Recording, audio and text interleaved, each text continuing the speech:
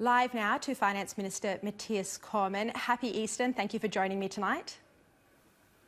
Happy Easter, Sharri. Good to be here. Now, a vaccine could be at least 18 months away and we've never had a vaccine developed for a coronavirus. How long can our economy sustain these restrictions? Well, we've set things up with a view of this lasting at least 6 months. I mean, if it can come, if restrictions can be eased sooner, that would be fantastic. But the arrangements that we've put in place to support the economy, to support business, to support jobs and provide the appropriate support to those Australians who lose their jobs are all geared around an expectation that this will last for at least 6 months. There are now discussions at National Cabinet that's going to be happening this week, and the Premier is already saying comments publicly about starting to ease restrictions as early as May, just under 3 weeks away. Do you think this is premature from a health perspective? Well, the comments that you showed there from Gladys and the comments that all of us are making is that, of course, we would like to see restrictions eased if the advice from the health experts is that that can safely be done.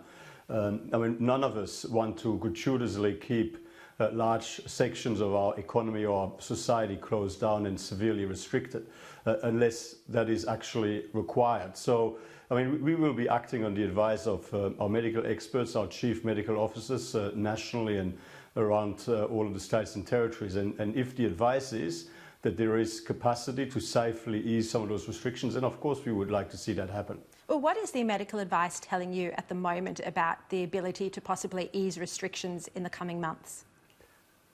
Well, at the moment the advice is that the restrictions have to remain in place as they are, and of course when Australians are complying, by and large with those restrictions, and the results are there for all to see.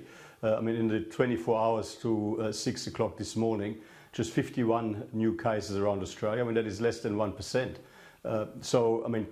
Given where we started when this really took off, when we had growth rates of about 20+%, this is a great achievement that all Australians should rightly be proud of. And yes, it comes with at a great cost, it comes at great inconvenience. But if we do want to save lives, and we know that by slowing and hopefully eventually stopping the spread of the virus, we will save lives.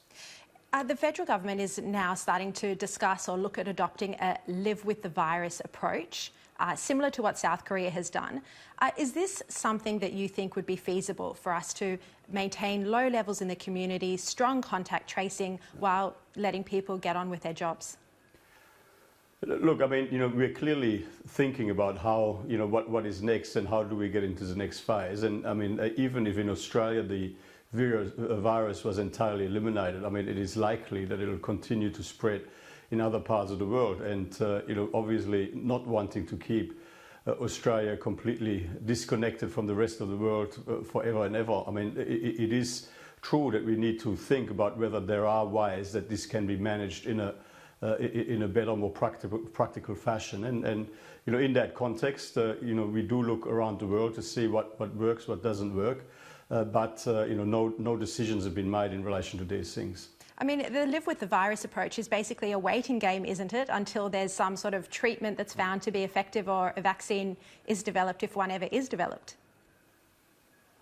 The best minds around the world are focused on developing a vaccine, but you're right. It's uncertain if so when that would come to a successful conclusion.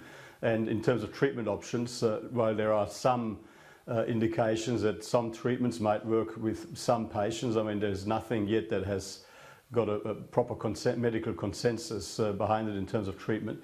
But in the end, we've got to come up with a way of living a normal life with the virus still in place in parts of the world.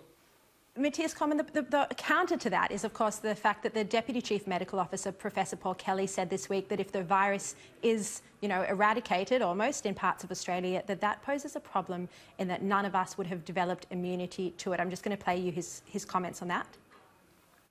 In terms of the virus dying out, as it were, in certain parts of Australia, that would be a great achievement. It does bring with it a challenge, of course. It would mean that most of us would not have been exposed yet, and so we would remain susceptible to the virus if it was to be reintroduced to that area. So these are some of the challenges we have to think about into the future. My question was about whether some of the health experts in Australia do want us to develop some level of immunity to be able to deal with this virus if it does return in a second or third wave.